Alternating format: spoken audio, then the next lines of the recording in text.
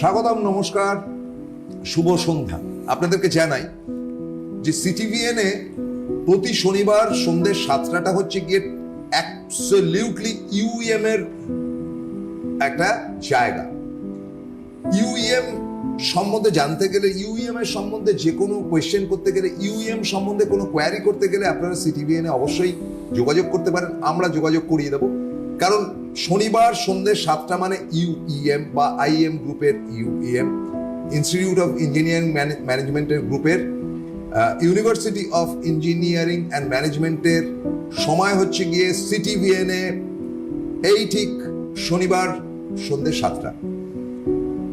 আমরা গত সপ্তাহে আলোচনা করছিলাম একজন মানুষ বেঁচে নেই, তার মতন একটা মডেল বানানো হলো, বা একটা কম্পিউটারের মাধ্যমে হোক বা যাই হোক ইত্যাদি ইত্যাদি করে বানানো হলো।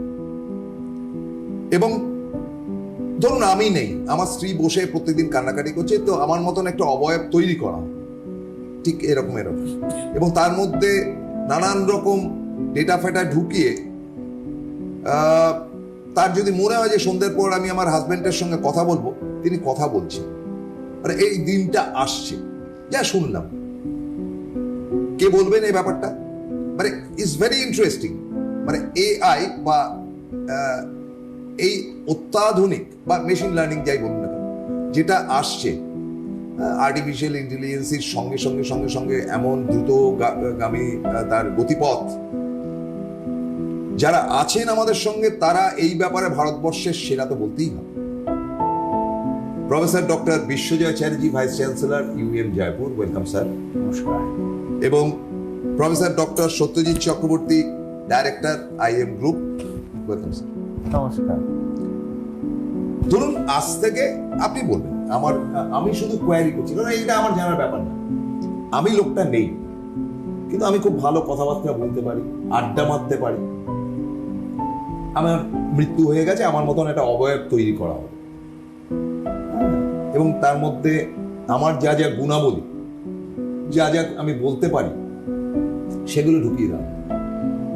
এবং দেখা গেল যে একজন এসে বললো যে প্রসূনদার সঙ্গে প্রোগ্রাম করবো, তাকে বসিয়ে দাও। আমি তাকে ইন্টারভিউ করতে আরম্ভ করলাম, বা আমি যখন বাড়িতে গেলাম আমার মিসেস সঙ্গে, তার মন খারাপ হয়ে গেল, গল্প করি। মানে লোকটা নেই, বিশ্বে কোথাও নেই, তার চিহ্ন মাত্র নেই, কিন্তু তিনি বেঁচে আছেন নানান রকম টেকনোলজি দিয়ে। এগুলো তো আমরা গল্পে পড়েছি, মানে সিনেমায় দেখেছি, যেটা অবিশ্বাস্য, বেরিয়ে বলেছি যে এটা কোনোদিনই হবে না। কিন্তু আপনি যে প্যাটার্নটা বলছেন যে আগামী দিনে এটাও সম্ভব, কি ব্যাপারটা কি? মানে আমার এটা একটা জিজ্ঞাসা। একটা কথা প্রথমেই ডিসক্লেমার হিসেবে বলি, আমি একটা অন্য একটা টিভি চ্যানেলে একবার একটা প্রোগ্রাম করেছিলাম। সেই প্রোগ্রামটাতে আমি মেটাভার্স নিয়ে কিছু কথা বলেছিলাম।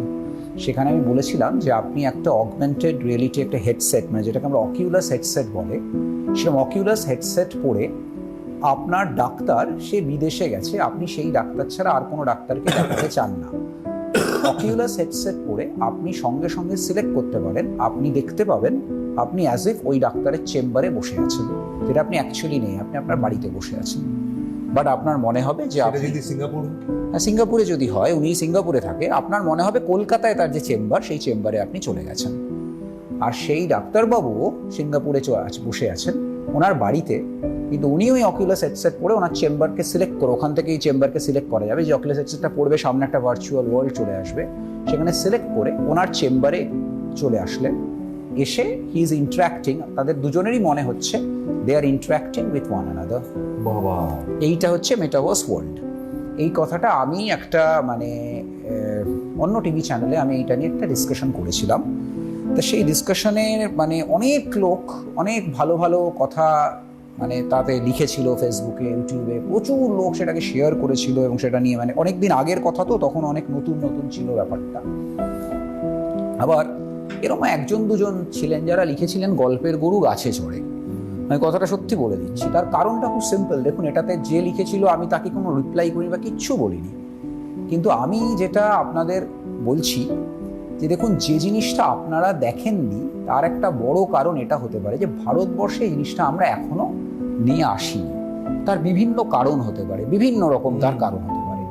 তার একটা কারণ হতে পারে যে আমরা সমস্ত টেকনোলজি যদি নিয়ে আসি, এই মুহূর্তে টেকনোলজি যেভাবে মানে লোয়ার লেভেল জবসকে রিপ্লেস করে দেবে, অত তাড়াতাড়ি সেই লোয়ার লেভেল জবসকে তারা চেঞ্জ করে হায়ার লেভেল জবসে উঠতে পারবে না সেসব লোকেরা। খুব সিম্পল, ধরুন যে লোকটা আপনার বাড়িতে রং করছে, সে যদি খুব রোদ ওঠে, ভীষণ ওঠে, সে তো আপনার বাড়িটা রং করতে আসবে না। ডক্টর চক্রবর্তী কথা একটু আগে বলছিলেন, আগের একটা প্রোগ্রামে বলছিলেন। এবারে আপনি যদি সেটাকে রোবট দিয়ে রিপ্লেস করে দেন, তাহলে আপনি শিওর হতে পারেন যে রোবটটা কিন্তু যতই গরম পড়ুক, যতই সূর্য থাকুক, আপনার বাড়িটা রং করবে। তাই বিদেশে কিন্তু রোবটিক কালার সব রোবটরা করে।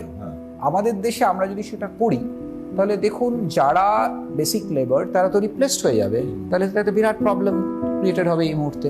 সমস্ত লেবাররা নিচের লেভেলে যারা আছে তারা তো এক্ষুনি এআই শিখে এআই ওয়ার্ল্ডে চলে এলো, এআই বানালো, সেটা তো আপনি কল্পনা করতে পারেন না, কিন্তু বিদেশে সেগুলো হচ্ছে। আমাদের দেশে প্রবলেমটা হচ্ছে যে আমাদের দেশে number of people are more than the number of jobs, এটা আমাদের বুঝতে হবে। তাই জন্য আমরা সমস্ত টেকনোলজিকে নিয়ে আসি না। ইকোনমিক্যালিও সেটা হয়তো ফিজিবল নয়, কারণ তাতে যা টাকা লাগবে সেই টাকাটা হয়তো ইন্ডিয়ায় অ্যাফোর্ড করাটাও খুব ডিফিকাল্ট হতে পারে অ্যাট দ্য মোমেন্ট। দুটো কারণে আমরা নিয়ে আসি। তাই সব টেকনোলজি যখনই আসে না, আমরা নিয়ে আসি না, কিন্তু এই টেকনোলজি কিন্তু আমরা ইন্ডিয়ানরাই গিয়ে বিদেশে বানাই।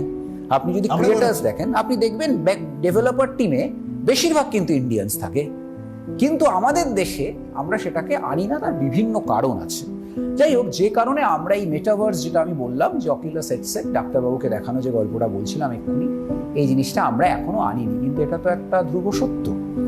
এবার দেখুন, এই আমরা যখন ইমার্সিভ এআই বা AI in the virtual world নিয়ে আমরা এখন কথা বলছি, একটু পড়বেন, মানে গুগলে কিন্তু বা ইউটিউবে গিয়ে আপনি মেটাভার্স, অকিউলাস হেডসেট, মেটাভার্সের ডাক্তার দেখানো, এগুলো সব গুগলে মানে ইউটিউবে গিয়ে আপনি ভিডিওস দেখতে পারেন। কাজেই গল্পের গরু গাছে চড়ে না, এটাই আমার বক্তব্য। এটা সত্যি সত্যি জিনিস আর কি। আমার বক্তব্য হচ্ছে যে আপনি যদি এইরকমইভাবে ইউটিউবে বা গুগলে সার্চ করেন, আপনি ইমার্সিভ এআই খুঁজে পাবেন বা এআই ইন ভার্চুয়াল ওয়ার্ল্ড খুঁজে পাবেন।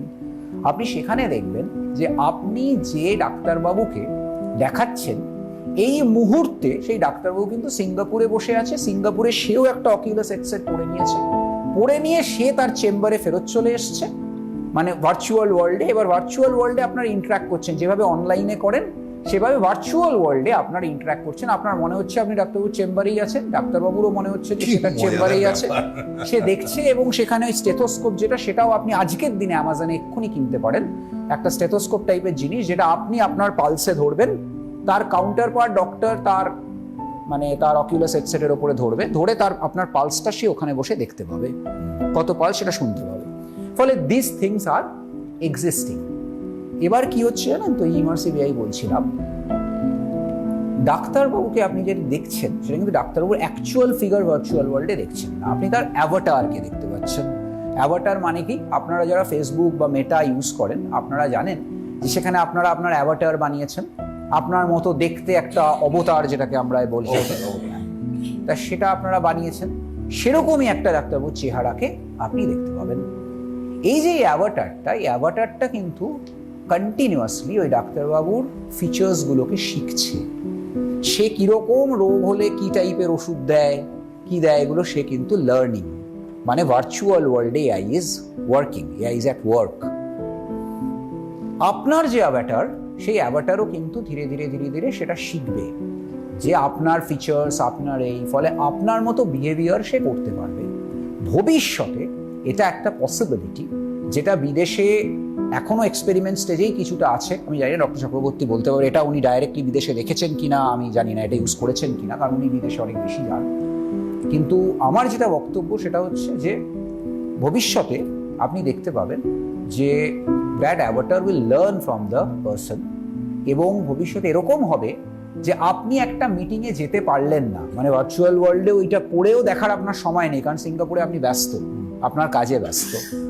আপনার অ্যাভাটার আপনাকে রিপ্লেস করে ওই কাজটা করবে, ইন্টারাকশন করবে। আবার এথিক্যাল এআই এর পার্ট, যেটা এথিক্যাল এআইটা আজকের দিনে একটা আমরা অনেক সময় রেসপন্সিবল এআই বলে থাকি, আর এআই বা রেসপন্সিবল এআই বলে থাকি। রেসপন্সিবল এআই এর কিন্তু পার্ট হচ্ছে সেই যে অ্যাভাটার যে আপনার মানে অসুখটা শুনলো, শুনে প্রেসক্রিপশনটা জেনারেট করলো, সেই প্রেসক্রিপশনের সিগনেচারটা কিন্তু আবার অ্যাভাটার করতে পারবে না, সিগনেচারটা কিন্তু ডাক্তারবাবু। আচ্ছা, এই ক্ষেত্রে একটা কথা বলি, এগুলো তো আপনি লাইভ শো এর কথা বলছেন, সবটাই লাইভ, এটা রেকর্ডেড করে রাখা যাবে? মানে ধরুন আমি ধরুন একটা কোনো স্ক্রিপ্ট পরের দিন আমাকে বলতে হবে, স্ক্রিপ্টটা আমি অ্যাভাটারকে আমি পড়িয়ে দিলাম, সন্ধ্যেবেলা গিয়ে সে কি আমাকে সেটা ফেরত দিতে পারবে? না, সেটা তো দেবে, কিন্তু সেটা দেখুন, সেটা মানে সেটা তো আপনার পারপাসটা সার্ভ করবে না, কারণ পেশেন্ট কি বলবে সেটা তো আপনি জানেন না, তাকে শিখিয়ে না, আমি মেডিকেল লাইন থেকে সরিয়ে গিয়ে বলছি আর কি, যে আমার মনে হলো যে ঠিক আছে, সে একজন ডাইরেক্টর বলবে, আপনি তাকে একটা কোনো স্পিচ শিখিয়ে দিলে সে স্পিচটা বলবে, কিন্তু সেটাই সেটা জিজ্ঞেস করছি। সেটা বেশিরভাগ জায়গায় পারপাসটা সার্ভ করবে না। পারপাসটা তো একটু অন্য, পারপাসটা হচ্ছে রিয়েল টাইমে, ধরুন আপনার সাথে কেউ, আপনার অ্যাভাটার যে রয়েছে, সেই অ্যাভাটারের সাথে রিয়েল টাইম ইন্টারাকশনটাই চ্যালেঞ্জ। শিখিয়ে দিয়ে সেটা বলাটা তো কোনো চ্যালেঞ্জ না, সেটা তো আজকের দিনেও এক্সিস্টিং, খুব মানে বড়োভাবেই এক্সিস্টিং। কিন্তু আপনি যেটা বললেন, আপনার কথার সাথে ইন্টারাক্ট করা, আপনি একটা কিছু জিজ্ঞেস করলেন তাতে উত্তর দেওয়া, এইগুলো তো রিয়েল টাইমে প্রয়োজন। আপনি যেটা বলছেন, আপনার জায়গায় আপনার অ্যাভাটার আপনার বাড়ির লোকের সাথে কথা বলছে, ওই যে যেটা প্রথমেই প্রশ্ন করলাম। সেটা তো রিয়েল টাইমে দরকার আপনার, তাই না? আপনি রিয়েল টাইমে, ঠিক আছে, রিয়েল টাইমে হবে তো, মানে হবে না তারাও কেন? খুশি হলো যে হ্যাঁ ঠিক আছে, এই লোকটাকে এটা তো হবে, এটা তো খুব শিগগিরই হতে চলেছে। কিন্তু আবার সেই দেখুন, রেসপন্সিবল এআই বলে একটা ব্যাপার আছে, সেটা কতটা হবে বা কি হবে সেটা কোয়েশ্চেনেবল, সেটা রেসপন্সিবল এআই এখন আমরা, responsible AI is very new. Responsible AI এ আমরা এখনো, তার মানে হচ্ছে যে একটা সেট অফ, তার একটা বাউন্ডারি তৈরি করা এআই এর, যে এর বাইরে যেতে পারবে না। তা সেটা কতটা অ্যালাউড হবে সেটা আই ডোন্ট নো, সেটা আমি এক্ষুনি কমেন্ট করতে পারছি না। ফলে প্রফেসর চ্যাটার্জি যেটা বললেন খুব ভালো করে শুনে নিন। ধরুন আপনার কোনো ঘনিষ্ঠ আত্মীয় মারা গেছেন, তার আগে এআই চলে এসছে এবং তাকে তার সমস্ত বিশদ বিবরণ এর মধ্যে দিয়ে দেওয়া হয়েছে। খুবই ঘনিষ্ঠ, ধরা যাক কোনো হাজবেন্ড মারা গেছে স্ত্রী, বা কোনো স্ত্রী মারা গেছে হাজবেন্ড মানে তার স্বামী, যদি মনে করেন তার অ্যাভাটারটাকে ডেকে নিয়ে এসে তার সঙ্গে গল্প করতে পারবে, তার মধ্যে সমস্ত ডেটা দেওয়া হবে। শুধু কি একটাই পাওয়া যাবে না হয়তো, সেটা হচ্ছে কি হৃদয়টা পাওয়া যাবে না। হৃদয় তৈরি করাটা বোধহয় খুব কঠিন, আমি সেটা বিশ্বজয় চ্যাটার্জিকে এখন জিজ্ঞেস করে এম্বারাস করতে চাই না।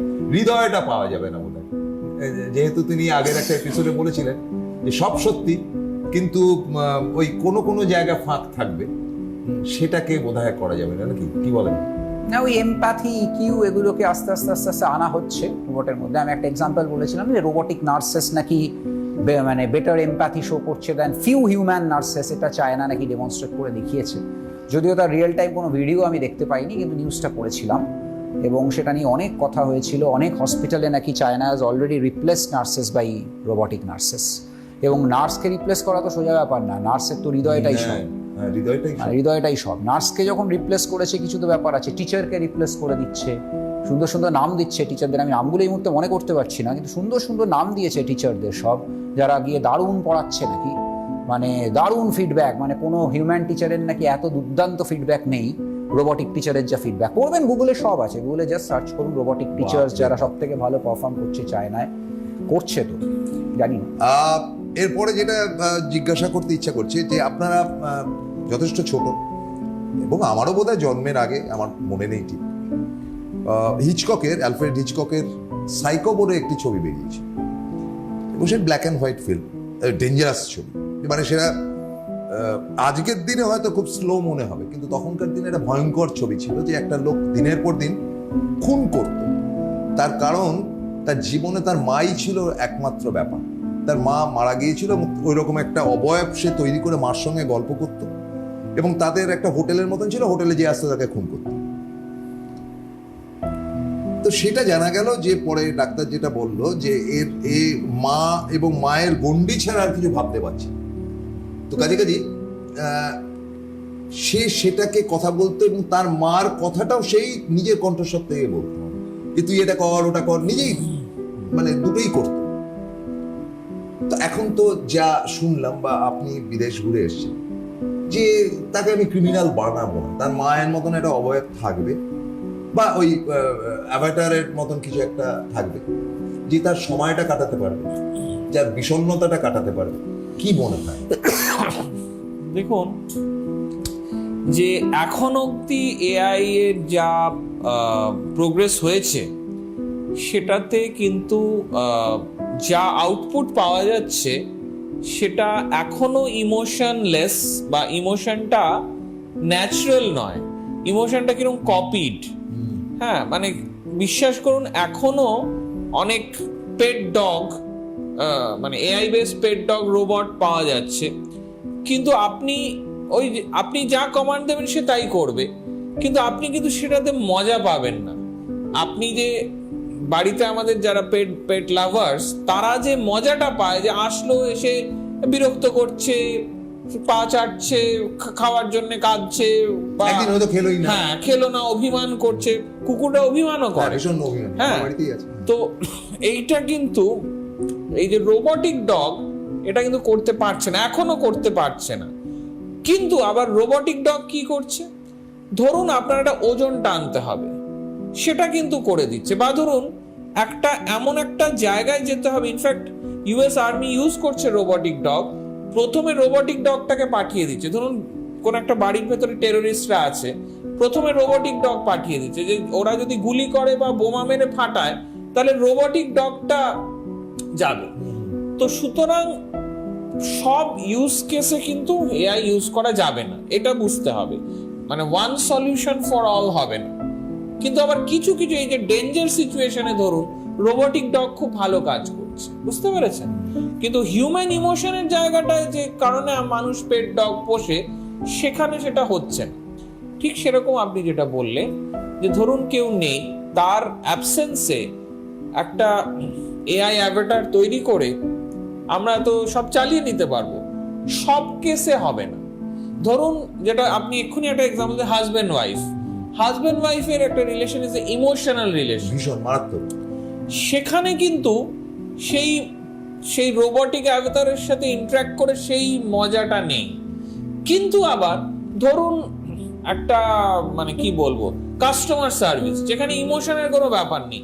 আপনি জিজ্ঞেস করলেন, ধরুন একটা মলে আপনি জিজ্ঞেস করলেন আজকে আইফোন কিনবো, আমি আইফোনটা কোন দোকানে গেলে পাবো, সে বলে দেবে তুমি যাও ওখানে গিয়ে এত নম্বর দোকানটায় যাও, বুঝতে পেরেছেন? সুতরাং ওয়ান সলিউশন ফর অল হবে না।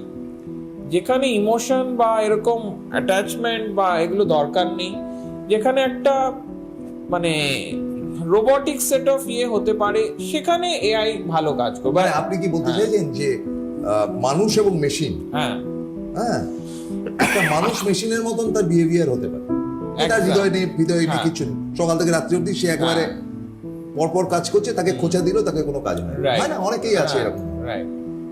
কিন্তু একটা মেশিন কিছুতেই মানুষ হতে পারবে না, তার কারণ তার হৃদয়টা নেই।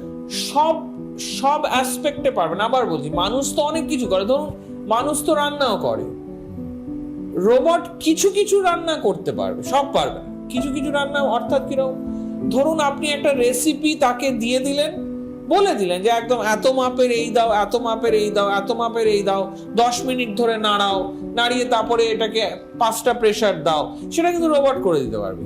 মানে যেটাকে একদম স্পেসিফিক আপনি সেট অফ ইনস্ট্রাকশন দিতে পারবেন, যেটা মানুষও করতে পারে, সেটা কিন্তু এআই বেস রোবটও করতে পারবে।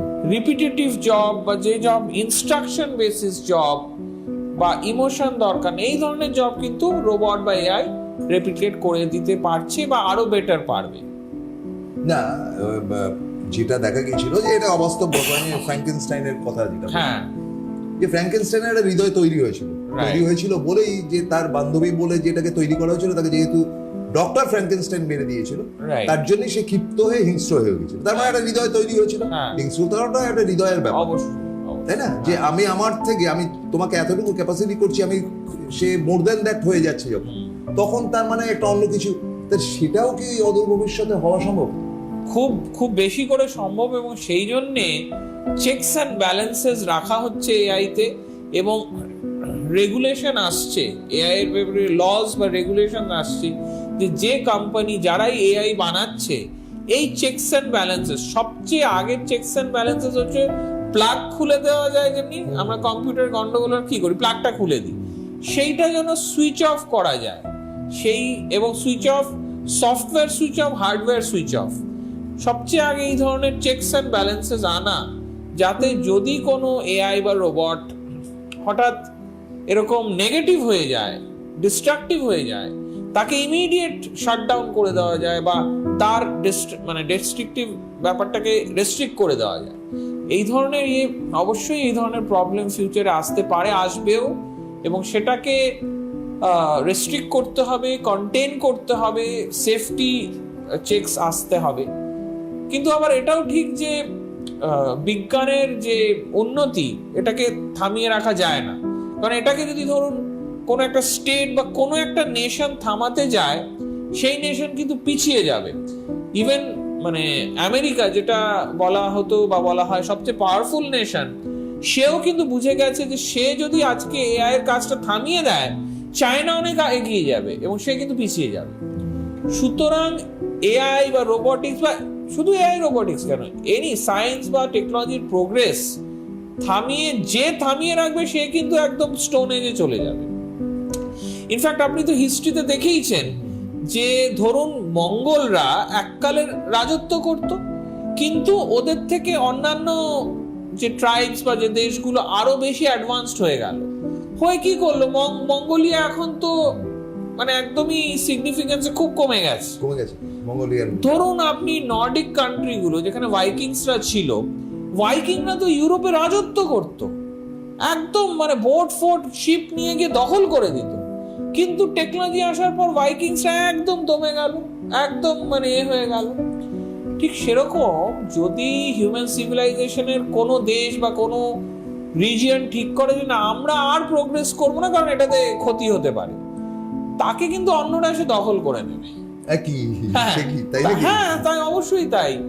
তা আপনি এক্সাম্পল ভাবুন না, এক্সাম্পল হচ্ছে যে এই যে আমাদের যে নিউক্লিয়ার ওয়েপন, তাহলে নিউক্লিয়ার ওয়েপন তো ইন্ডিয়ায় না করার জন্য কত লোকে বাধা দিয়েছিল, কত লোকে বাধা দিয়েছিল, কিন্তু কি লজিক্যালি কি বলা হলো যে না, নিউক্লিয়ার ওয়েপন যুদ্ধ নয়, শান্তি আনবে। কারণ আমি যদি একজনের চেয়ে উইক হই, তাহলে যে স্ট্রঙ্গার সে আমাকে অ্যাটাক করবে, কিন্তু আমার স্ট্রেংথ আর তোমার স্ট্রেংথ যদি সমান হয়, তাহলে আমরা কেউ তোমাকে একে অপরকে অ্যাটাক করবো না। সেই জন্য নিউক্লিয়ার ওয়েপন ইন্ডিয়া কেন সব দেশে আস্তে আস্তে আস্তে আস্তে এলো। এই যে আমি বলি না যে এআই, এই যে এগুলো আমাকে অনেকেই জিজ্ঞেস করে যে এগুলো বলছেন এ তো মানুষের ভাবনার ক্ষমতাটাকে কমিয়ে দেবে, সবই যদি এআই করে দেয় তাহলে কি করে সব কন্টেন্ট জেনারেট করে দেবে, বাচ্চারা সেই কন্টেন্ট দেখে দেখে লিখবে। দেখুন, এটা নিয়ে ডিসকাস করে সত্যি কোনো লাভ নেই, তার কারণ হচ্ছে আমি সেটা আটকাতে পারবো না। AI was there to stay, AI is there to stay, AI has come and it is there to stay. ফলে মেনে নিয়ে আমাদের শিখতে হবে এবং রেসপন্সিবল হতে হবে। আমরা এমন জিনিস করব না যাতে করে সেই গণ্ডির বাইরে চলে যায়। জেনারেটিভ এআই ধরুন দিয়ে ছবি আঁকা যাবে, কবিতা লেখা যাবে, কিন্তু ডক্টর চক্রবর্তী যেটা বললেন, যে ভালো কবিতা লেখে তার কিন্তু ওই কবিতা কখনোই ভালো লাগবে না। বুঝতে পারলেন? আমি আগে একটা এপিসোডে আপনাকে এই কথাটা বলছিলাম। 100 জন ক্লাসে বসে আছে স্টুডেন্ট, প্রত্যেকটা স্টুডেন্টের মনে হলো যে ফেয়ারওয়েলের দিন সে তার যে মনে যে দুঃখটা স্কুল থেকে বেরিয়ে যাচ্ছে, সেই দুঃখটাকে একটা কবিতার ফর্মে লিখবে। তো ওই 100 জনের ক্লাসে কবিতা লিখতে তো একজনই পারে, বাকি 99 জন পারে না। কিন্তু আজকে এআই ইউজ করে 100 জনই তার মনের দুঃখটা একটা প্রম্পট হিসেবে এআইকে দিয়ে কবিতা লিখিয়ে দিয়ে সোশ্যাল মিডিয়ায় ছাপবে বা টিচারকে দেবে। টিচার খুশি হবে যে বাহ, আমাকে একটা সুন্দর কবিতা সে গিফট করেছে। সে নিজে লিখে থাকুক, এআইকে দিয়ে লিখে থাকুক, করে তো সে তার মনে তো এটা এসছে যে আমি একটা কবিতা লিখে করাবো। সবাই সেই আনন্দটা পাবে যে আমি একটা কবিতা লিখে টিচারকে দিয়েছি, বা টিচারও খুশি হবে যে হ্যাঁ, এই ছেলেটা চলে যাওয়ার আগে আমাকে একটা কবিতা লিখে দিয়েছে। কিন্তু যে ওই ছেলেটা যে কবিতা লিখতে পারে, সে কিন্তু কবিতাটা কোনোদিন এআইকে দিয়ে লেখাবে না, কারণ তার কবিতাটা ওই বাকি 99 জনের কবিতার চেয়ে অনেক ভালো কবিতা হবে, হৃদয় থেকে লেখা। কারণ যে পারে জিনিসটা, he will produce it much better than AI, but AI will help everybody to do something that he wants to. এইটা হচ্ছে এবার মারাত্মক প্রশ্ন, জেনারেটিভ এআই। বুঝতে পারলেন? হ্যাঁ, সেটা হলো, এগুলো তো মোটামুটি আমরা ধরলাম। যে আলোচনাটা হলো সো ইন্টারেস্টিং, কত দূরে এপিসোড ধরে আমরা আলোচনা করছি আপনাদের সঙ্গে। আপনারা পণ্ডিত মানুষ, ডক্টরেট পোস্ট ডক্টরেট করে বসে আছেন, এই ব্যাপারগুলো খুবই ইন্টারেস্টিং, কিন্তু আমি কি আরেকটা বিশ্বজয় চ্যাটার্জি ভবিষ্যতে পাবো, কিংবা আরেকটা সত্যজিৎ চক্রবর্তী? মানে আপনি রেপ্লিকেট করতে পারবেন। আবার আমি যেটা না, বললাম এনার যে প্রশ্নটা একটু আলাদা। আলাদা। ওনার প্রশ্নটা যে এই একটু যে আলাদা। ব্যাপারটা ওনার কিন্তু প্রশ্ন subject হচ্ছে is not so যে easy. আপনি যে আমায় যে Whereas কথাটা the বললাম, subject is not so easy. উনি বলছেন যে আপনি question is এআই যদি this. সব করে দেয় তাহলে মানুষের শেখার ক্ষমতাটা তো কমে যাবে। তাহলে যে আজকের দিনে আমরা যেসব পণ্ডিতকে আপনি তো দেখেছি বইপত্র পড়ে আজকে সেই এই জায়গাটা পণ্ডিত তো আর এসেছেন। তৈরি হবে না। না। এটা সত্যি নয়। কম্পিউটার লঞ্চ হওয়ার আগেও লোকে বলেছিল, হ্যাঁ। এটা ইন্টারনেট হওয়ার আগেও লোকে বলেছিল, বা ইন্টারনেট লঞ্চ হয়েই বলেছিল "ও, তাহলে তো ইন্টারনেটেই সব পাওয়া যাবে, তাহলে তো আর কেউ মানে সবই ছেড়ে দেবে"। তাই তো হয়নি। সুতরাং এটা এআই এর সময়ও লোকে বলছে। এটা কিন্তু একটা historic cycle, repetition of cycle. ধরুন গান পাউডার লঞ্চ হয়েছে, মানে কি বলবো, মানে আর্মস অ্যামিউনিশনস গানস লঞ্চ হয়েছে, কিন্তু লঞ্চ হয়েছে, তার একটা থ্রেট হয়েছে, তার ডিফেন্স হয়েছে, তার এগেনস্টে আবার কাউন্টার সলিউশন হয়েছে।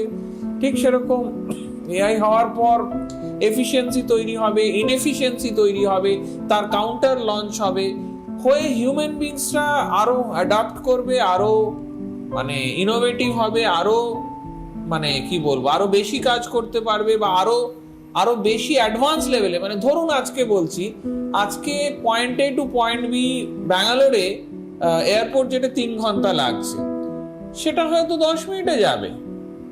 বুঝতে পারেন? তার মানে কি? তার মানে এফিসিয়েন্সি বেড়ে যাবে, তার অনেক অন্য কাজ করার ক্ষমতা বেড়ে যাবে। ঠিক সেরকম হবে যে ধরুন আজকেই বেশ কয়েকটা টানেল বা এগুলো আমাদের প্রাইম মিনিস্টার লঞ্চ করছেন, পাহাড়ের ভেতর থেকে ধরুন 8 ঘন্টায় হয়ে যাচ্ছে ট্রাভেল, যেটা আগে হয়তো 7 ঘন্টা লাগতো। তা ঠিক সেরকম যে তাহলে খুব তাড়াতাড়ি হয়ে যাচ্ছে, তাহলে মানুষের আরো বেশি কাজ করার ক্ষমতা, আরো বেশি মানে আউটপুট জেনারেট হবে। ঠিক সেরকম এআই দিয়ে অনেক তাড়াতাড়ি অনেক কিছু করতে পারছে, কিন্তু তার মানে এই না যে সে ফ্রি বা ডাল হয়ে হ্যাঁ, যাবে, definitely. সে আরো অনেক বেশি করবে। বুঝতে পেরেছেন? তো আমি একেবারে শেষ প্রান্তে গিয়ে প্রফেসর চ্যাটার্জি আপনাকে জিজ্ঞেস করবো যেটা, যে এটা ঠিক যে আমার মানে ইঙ্গিতটা ছিল যে আপনারা বিস্তর পড়াশোনা করে আজকে এই জায়গাটা এসেছে। এটা যদি বাজিমাত করার মতন ব্যাপার হয়ে থাকে তাহলে লোকে আর অত খাটাখাটনি করবে না, কিন্তু আপনি বলছেন যে না, ওইভাবে হবে না, চালাকি দিয়ে মহৎ কাজ করা যায় না, বঙ্কিমচন্দ্র বলেছেন। তো সুতরাং তাদেরকে পাঠ্য বিষয়ের মধ্যেও প্রবেশ করতে হবে এবং তার সঙ্গে টেকনোলজিটাও শিখতে হবে, তাই তো? টেকনোলজিটা As a না teacher কি শিখলে, বলেন? দেখুন টেকনোলজিটা যদি আপনি না শেখেন, মানে তাহলে আপনি এআইকে দিয়ে করাবেন কি করে? এআইকে দিয়ে তো আপনাকে করাতে হবে। একটা বুঝুন, আপনাকে করাতে গেলেও তো মানে আপনাকে শিখতে হবে, নিজেকে না শিখে তো হবে না। আমি যে আপনাকে এক্সাম্পলটা বলছিলাম একটু আগে, যে কবিতা ভালো লেখে সে কিন্তু এআই এর চেয়ে বেটার কবিতা লিখবেই। হ্যাঁ, ওই যেটা যে বললেন। ছবি ভালো আঁকে সে এআই এর চেয়ে বেটার ছবি আঁকবেই। কিন্তু ছবি, ধরুন আমার মাইন্ডে একটা কনসেপ্ট এসছে, সেটাকে আমি একটা সুন্দর ছবি আঁকতে চাই, তাহলে সেই ছবিটা আমি আঁকতে পারি না, আমি এআইকে দিয়ে আঁকাবো। অ্যাটলিস্ট আমি তো একটা মানে আনন্দ পেলাম যে আমি এরকম একটা ছবি জেনারেট করিয়েছি। জেনারেটটা কে করিয়েছে? আমি করিয়েছি, আমার থটস থেকে করিয়েছি, তাই না? এটা আমি একটা ভালো একটা স্যাটিসফ্যাকশন পেলাম। কিন্তু যে ছবি আঁকতে পারে তার আঁকা ছবিটা এআই এর আঁকা ছবির চেয়ে অনেক বেটার হবে। ফলে তাকে কিন্তু মানুষকে কিন্তু শিখে যেতেই হবে। মানুষ যদি না শেখে তাহলে কি করে নতুন ওয়ার্ল্ড আসবে, কি করে নতুন ইনোভেশন হবে, কি করে? এআই আজকে এসছে, আরো অন্যরকম জিনিস আসবে যেগুলো আমরা ভাবতেই পারি না, এমন জিনিস আসবে। সেগুলো কে তৈরি করবে? সেগুলো তো হিউম্যান বিইংই তৈরি করবে। ফলে আমাদের শিখে যেতেই হবে। হাউ ক্যান মানে ইট হ্যাপেন যে এআই সব কিছু করে দেবে, এআই রিপ্লেস করে দেবে? AI will do certain things যেগুলো হিউম্যান বিইং করতো। হিউম্যান বিইং নতুন কাজ খুঁজে নেবে। Thank you very much sir. একটা দারুণ 2 সপ্তাহ আমরা কাটালাম। আর কয়েকদিনের মধ্যে বইমেলা শুরু হবে। আপনাদেরকে ফের একবার জানিয়ে দিই যে সুনির্দিষ্ট গেটের নাম্বার আমরা সিটিভিএন এ প্রকাশ করব। আমরা সিটিভিএন বা সিএন এর পক্ষ থেকে কিন্তু আমরা এই যে ইউইএম এর যে প্যাভিলিয়নটা তৈরি হবে সেটাতে আমরা কিন্তু অন্তত 8 থেকে 10 ঘন্টা, মানে যতক্ষণ বইমেলা খোলা থাকবে আমাদেরকে সেখানে পাবেন। ওটাই আমাদের পার্মানেন্ট জায়গা। Thank you very much sir. Thank you. নমস্কার।